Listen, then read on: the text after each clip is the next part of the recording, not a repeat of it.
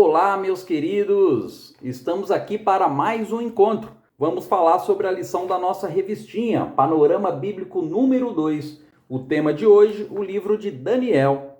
Meus queridos, só para nos situar, estamos nos livros proféticos. São 17 livros. Nós temos um vídeo aqui que explica essa divisão dos livros, inclusive em profetas maiores e profetas menores. Eu vou deixar o link aqui na descrição, tá bom? Assistam lá. Nós hoje estamos no livro de Daniel, o quinto livro dessa lista. E aqui no livro de Daniel, estamos ainda no contexto do final do período da monarquia em Israel, o período dos reis, E a invasão da Babilônia é o tema aqui desse contexto, A invasão da nação de Israel por povos estrangeiros, que vai levar o povo cativo, vai levar o povo para o famoso exílio hebraico, o período do cativeiro na Babilônia. Então, já vimos o livro de Isaías, onde ele buscou incentivar o povo a ser fiel ao Senhor, onde ele vai advertir os futuros leitores sobre a necessidade do arrependimento dos pecados. De modo reconfortante, o livro fala que após o exílio, Deus abençoará os remanescentes, aqueles que continuarem fiel. Deus abençoará os remanescentes do seu povo. Depois nós vimos Jeremias, que o profeta exortou o povo a se render à disciplina de Deus, e ele realmente se envolveu na transmissão dessa mensagem ao povo. Ele chorou por esse povo, ou melhor, ele lamentou por ele, O que está registrado no livro de Lamentações. Na última aula, vimos o livro de Ezequiel. Nesse livro, o profeta ensina que a soberania de Deus nos encoraja nos momentos de tribulação. Por meio de símbolos, por meio de uma pregação e por meio da sua experiência de vida, o autor ele mostra que Deus deseja a santidade e a humildade do seu povo. Ele nos ensina que devemos permanecer firme, devemos buscar a santidade, buscarmos nos apresentar santos, santificados diante de Deus, porque nós sabemos que um dia o Senhor virá com a sua glória sobre a terra.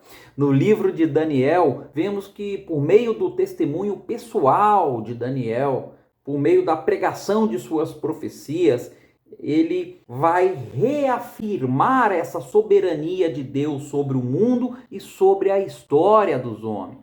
Vamos conhecer melhor esse livro.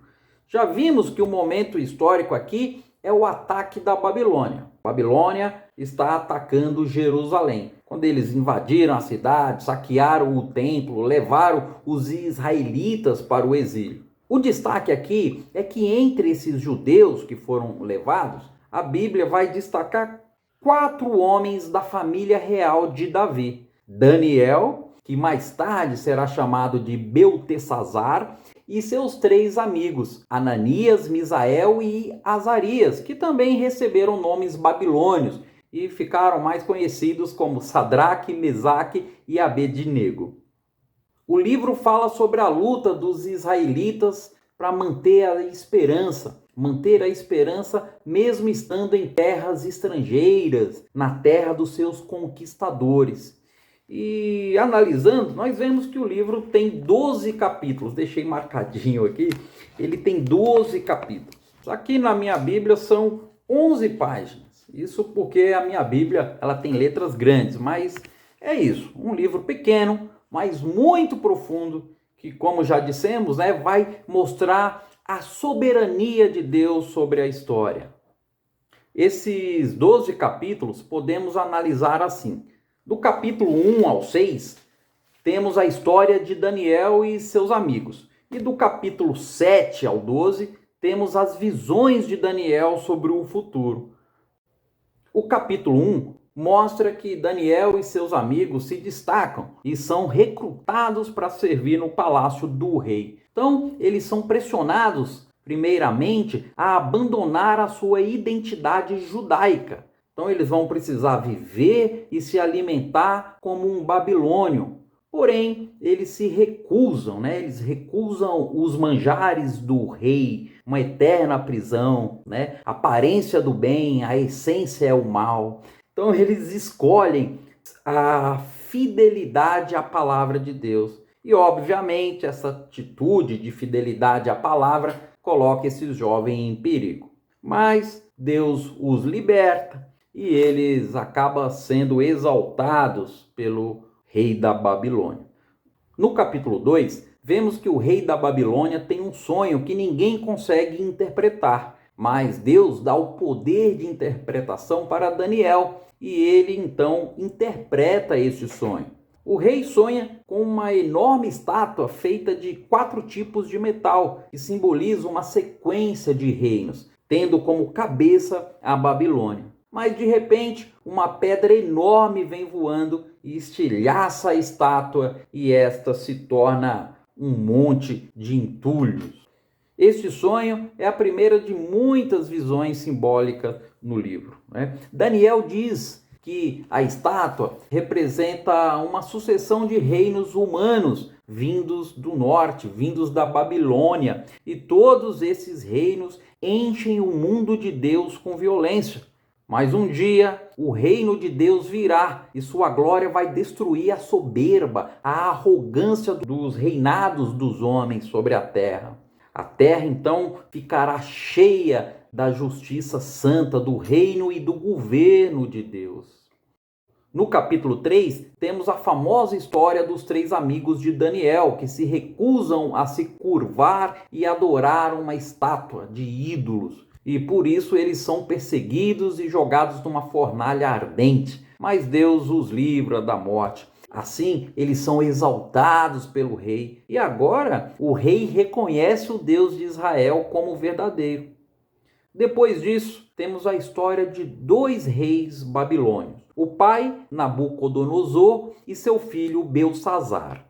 Ambos os reis, ambos monarcas, estão cheios de orgulho, cheios de soberba por causa do poder imperial. Lembrando que a Babilônia aqui era o grande centro de riqueza e poder da época. Então, Deus os adverte através de sonhos, através de visões, e novamente somente Daniel pode interpretar. Então, Daniel diz aos reis que eles devem ser humildes perante o verdadeiro Deus, que eles sejam humildes perante o reino de Deus. Mas os 2 resistem arrogantemente à advertência de Daniel. Então, Nabucodonosor fica louco e se torna como uma besta no campo. Mas ele se humilha depois perante Deus e sua humanidade é restaurada. O seu reinado é restaurado, o seu trono, né?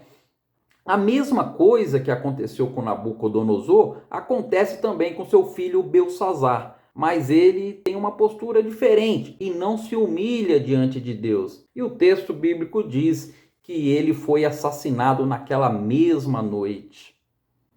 No capítulo seguinte, nós vemos que, assim como aconteceu com os amigos de Daniel, lá no capítulo 3, que foram jogados na fornalha, agora é Daniel que é condenado à morte por se recusar a adorar a estátua do rei. Aqui, o rei como um deus mesmo, né? O rei aqui simboliza a supremacia do poder humano na terra.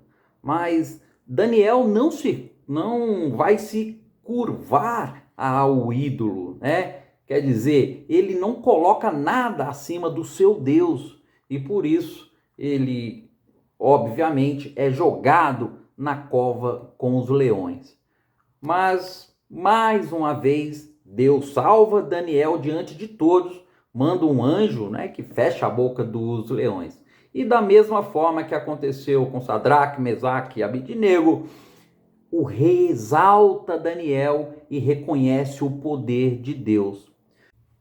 No capítulo 7, que é o centro do livro, nós temos que esse capítulo vai girar em torno de outro sonho. Mas dessa vez o sonho é de Daniel.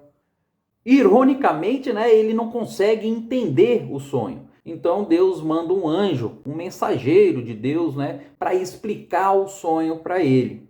Então Daniel, ele tem uma visão meio estranha aqui. ele vê uma sequência de 4 feras, 4 animais, 4 bestas. Uma como um leão, uma como um urso, depois uma como um leopardo alado. Cada um deles representa um reino do poder do homem na terra, do poder humano. E por último, ele vê uma super besta que é identificada como um império realmente maligno. Esta besta tem vários chifres. O chifre aqui simboliza o poder na antiguidade, né? Mas um chifre é especial, um chifre maior, que representa um rei que se exalta a si mesmo, né? Acima de Deus, e que persegue o povo de Israel, persegue o povo de Deus.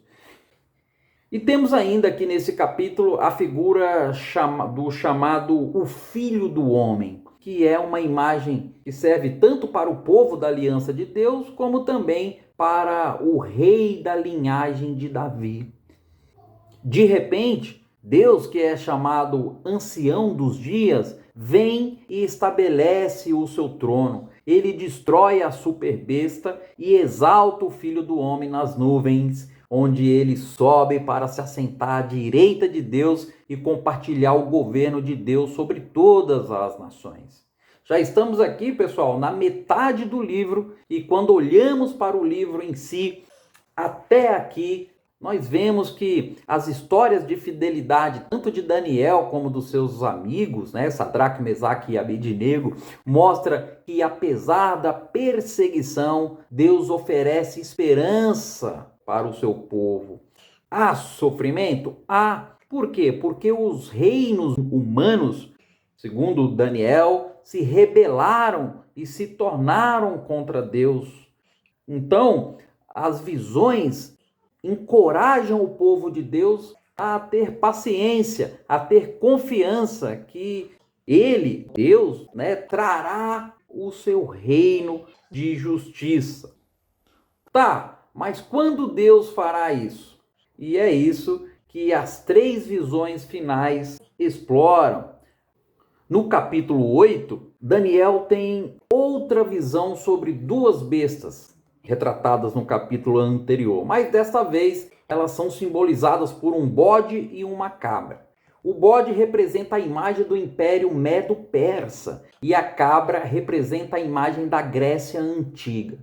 E de dentro da cabra saem vários chifres. Um deles simboliza aquele rei maligno retratado atrás. E nós aprendemos mais sobre este rei maligno.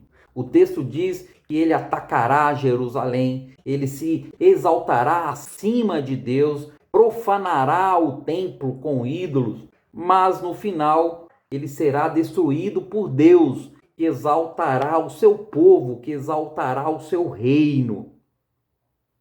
Daniel está perplexo, pessoal, principalmente porque ele fica agoniado, querendo saber quando tudo isso vai acontecer. Então, ele vai consultar a palavra, ele vai ler o livro do profeta Jeremias. E lá ele vê que Deus disse que o exílio de Israel duraria apenas 70 anos.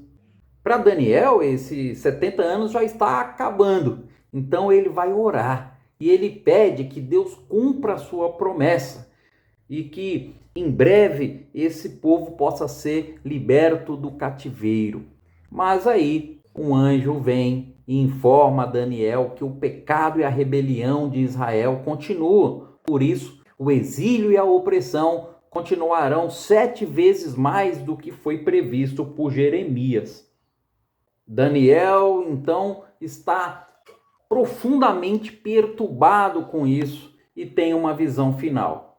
É mostrada a mesma sequência de reinos, a Pérsia, depois a Grécia, o período de Alexandre Magno, de Alexandre o Grande, seguido de alguns reis menores. Tudo isso vai conduzindo para a ideia do último rei do norte, que invadirá Jerusalém, colocará os ídolos no templo e se exaltará acima de Deus.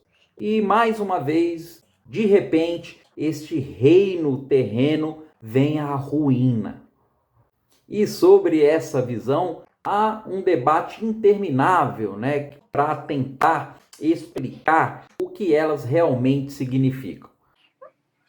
Uma corrente vai dizer que essa visão de Daniel tem uma conexão com a exploração do rei Antíoco. Se a gente for ver lá, o rei é um rei helenístico, Etíoco Epifânio, que governou a Síria entre 175 a 164 a.C. Esse rei ele foi muito cruel, ele matou judeus, ele estabeleceu ídolos no templo de Jerusalém também. Outros acham que a profecia de Daniel aponta para o papel do Império Romano na execução de Jesus e na destruição de Jerusalém, na destruição do templo que foi promovida pelos romanos no ano 70 depois de Cristo. E outros ainda pensam que tudo isso, esses eventos futuros, somente acontecerão na volta de Cristo, no retorno de Jesus. Independente de qualquer corrente, o importante é entender que o livro de Daniel foi criado para oferecer esperança às futuras gerações do povo de Deus.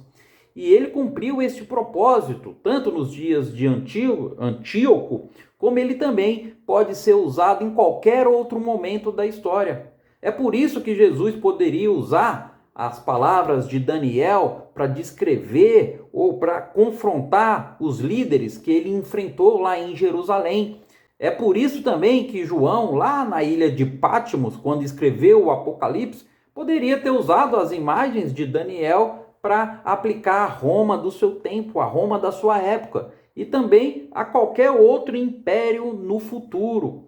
Ou seja, o objetivo é que todas as gerações de leitores, todas as gerações do povo de Deus possam encontrar um padrão e uma promessa. Que padrão? Vejam, os humanos são apresentados como imagem de Deus. Deus deu poder e autoridade para o homem governar a terra. Mas quando os reinos humanos esquecem isso, quando eles se rebelam, e a rebelião aqui é abandonar a Deus, redefinir segundo os rudimentos do homem, segundo os rudimentos do mundo, os padrões de certo, de errado. Quando os homens fazem isso, eles fazem de si mesmo os seus próprios deuses, né? A glória humana, o poder, e por isso eles perdem a humanidade e se tornam bestas violentas. Lembra lá de Nabucodonosor? Mas Daniel também mantém a promessa de que um dia essas bestas violentas enfrentarão a justiça de Deus. Deus salvará o seu mundo e seu povo, trazendo o reino dele sobre todas as nações da terra. Para cada geração, Daniel apresenta a reação de Deus contra o mal, tanto no presente como no futuro, e nos ensina que devemos nos posicionar contra a maldade em nossa volta, devemos nos posicionar contra a maldade do mundo e devemos manter a esperança na recompensa da eternidade e do reino de Deus que está acima de todos os reinos da terra.